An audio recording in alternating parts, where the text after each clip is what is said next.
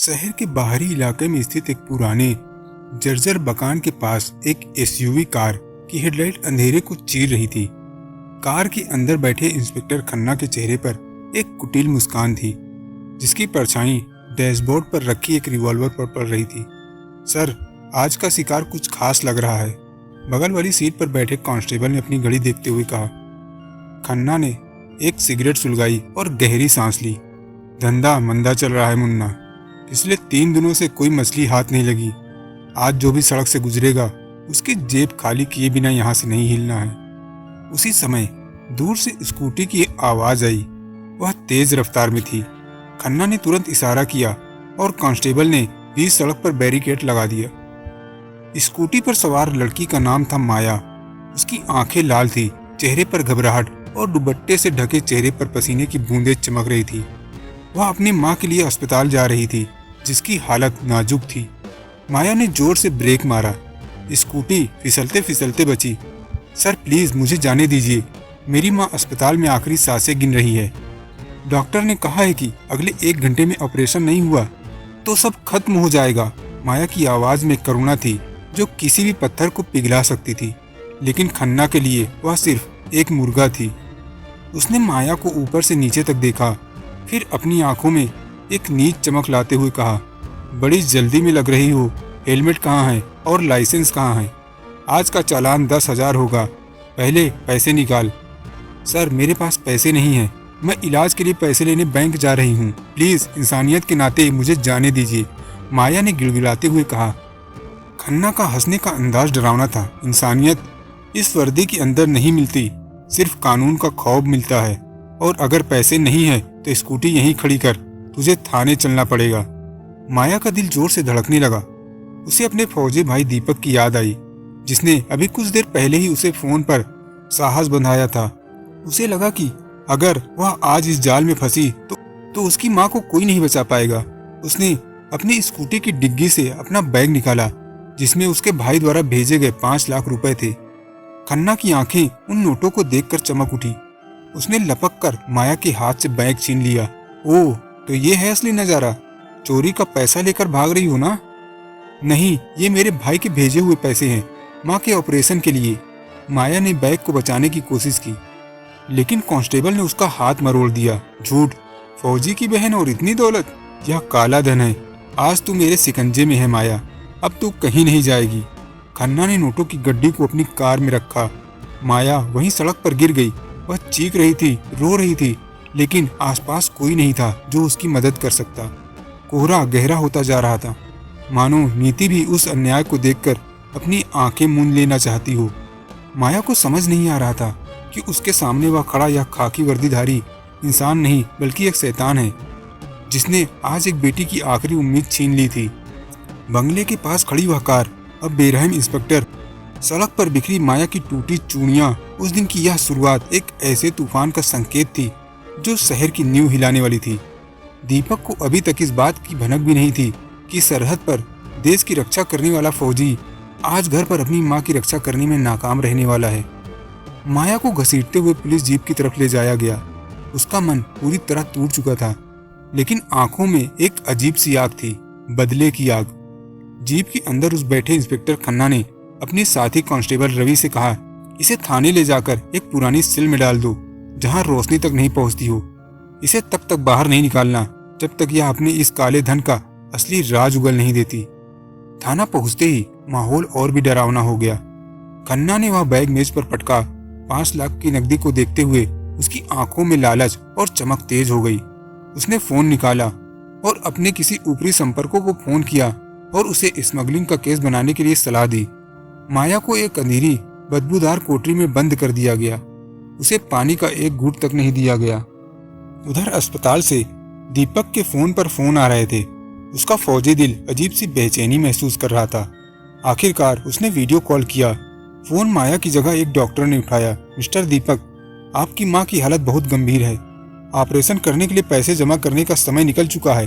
अगर अगले 30 मिनट तक पैसा नहीं जमा किया गया तो हम इलाज नहीं कर पाएंगे। दीपक की रूह कांप गई। डॉक्टर साहब, मैंने पैसे भेज दिए हैं। माया बैंक से पैसे निकाल चुकी होगी। 1 मिनट रुकिए, मैं भी पता करता हूँ। उसने तुरंत माया को फोन लगाया, लेकिन उसका फोन स्विच ऑफ आ रहा था। उसने अपने पड़ोसियों और दोस्तों को फोन करना शुरू किया। तभी उसे एक खबर मिली। शहर के एक कुख्यात चौराहे पर, जहां अक्सर पुलिस चेकिंग के नाम पर लूट मचाती है, माया को पुलिस जीप में ले जाते देखा गया था।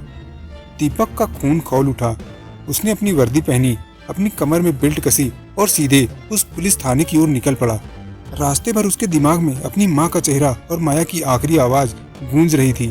थाने पहुंचते उसने देखा कि खन्ना अपनी मेज पर पैर फैलाए बैठा और चाय पी रहा था। उसके पास ही वह बैग पड़ा था जिसे माया के हाथ से छीन लिया गया था। दीपक अंदर दाखिल हुआ।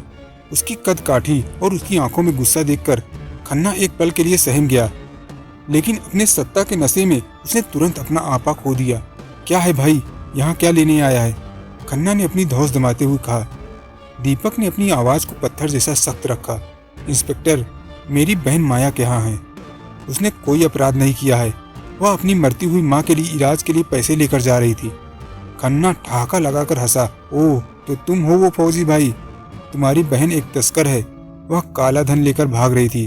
हमने उसे गिरफ्तार कर लिया है और ये पैसे ये सरकारी खजाने में जमा होंगे। दीपक ने एक झटके में मेज पर अपना हाथ मारा, जिससे चाय का कप नीचे गिरकर चकनाचूर हो गया। वो मेरी माँ की जिंदगी के पैसे हैं। अगर मेरी माँ को कुछ हुआ, सीधे नर्क के दरवाजे पर पहुंचाऊंगा। खन्ना ने अपनी रिवॉल्वर निकाली और दीपक के माथे पर तान दी। ज्यादा देशभक्ति दिखाने की कोशिश मत कर फौजी। यह बॉर्डर नहीं है, यहाँ मेरा कानून चलता है। अगर एक कदम आगे भी बढ़ाया तो तुझे तेरी बहन के साथ उसी कालकोठरी में डाल दूंगा। थाने के सभी पुलिस वाले हंसने लगे। वे सब इस खेल में शामिल थे। दीपक ने अपनी मुंटियां भींजी। उसे पता चल चुका था कि कानून यहाँ दम तोड़ चुका है।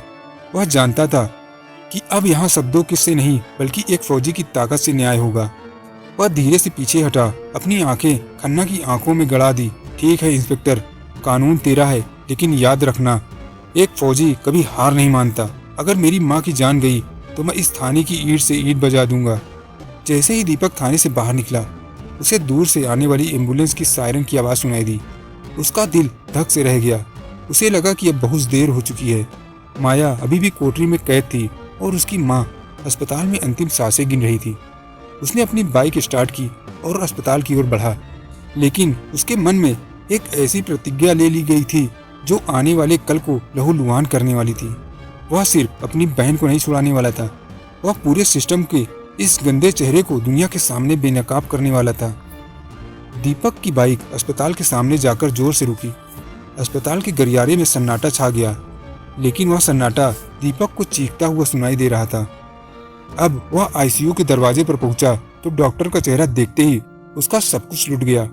डॉक्टर ने भारी मन से कहा, दीपक, हमने पूरी कोशिश की, लेकिन समय पर इलाज और जरूरी सर्जरी न होने के कारण हम उन्हें बचा नहीं सके। यह शब्द एक वज्र की तरह दीपक के सीने पर गिरे। वह वहीं फर्श पर बैठ गया। उसके कानों में अपनी माँ की अंतिम पुकार सुनाई दे रही थी, जिसे वह पैसे की कमी और एक भ्रष्ट वर्दी के अंधकार के कारण पूरा नहीं कर सका। उस क्षण दीपक का फौजी अस्तित्व खत्म हो गया और अंदर का वह योद्धा जाग उठा। देश के दुश्मनों को माफ कर सकता था, लेकिन अपनी माँ के कातिलों को नहीं। उसी समय उसे याद आया कि माया अभी भी थाने में कैद है। दीपक ने अपनी आंखों से आंसू पोंछे, अपनी कमर से फौजी बेल्ट निकाली और उसे अपनी मुट्ठी में लपेटा।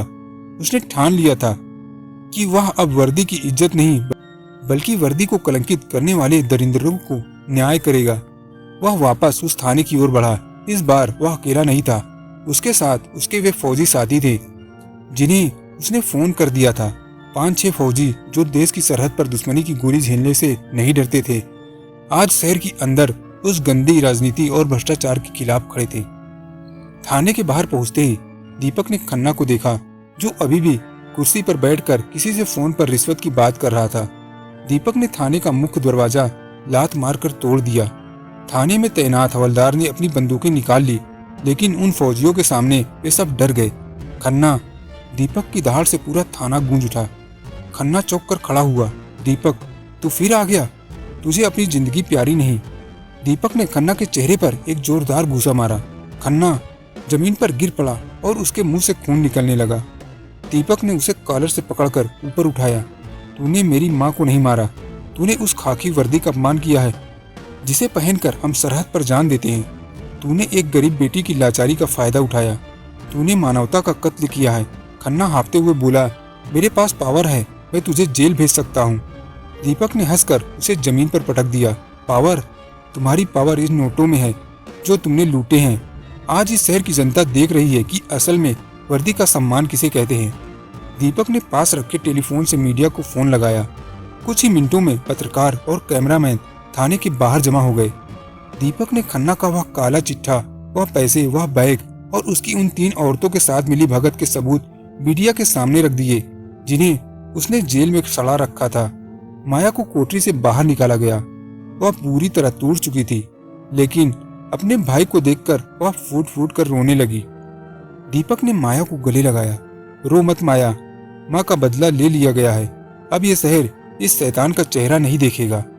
पुलिस कमिश्नर और बड़े अधिकारी मौके पर पहुंचे।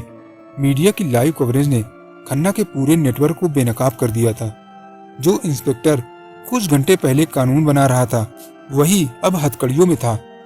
उसे अपनी ही जेल के कालकोठरी में डाल दिया गया था, जहां उसने माया को बंद किया था। अगले दिन शहर के मुख्य चौराहे पर खन्ना और उसके साथी पुलिस वालों की तस्वीर थी, भ्रष्ट अधिकारियों के रूप में। लोगों का गुस्सा 7वें आसमान पर था। सरकार को मजबूरन पूरे थाने को निलंबित करना पड़ा। दीपक और उसके साथियों ने अस्पताल के बाहर अपनी मां की याद में एक चैरिटी फंड शुरू किया, ताकि भविष्य में किसी भी गरीब को इलाज के अभाव में अपनी जान गंवानी न पड़े। दीपक जब वापस अपनी ड्यूटी पर जाने लगा तो शहर की भीड़ ने उसे सलामी दी।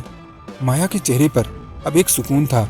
हालांकि मां का जाना एक ऐसा घाव था जो कभी भर नहीं सकता था, लेकिन दीपक ने साबित कर दिया था कि कानून जब सो जाता है तो देश के रक्षक खुद जागकर न्याय करते हैं।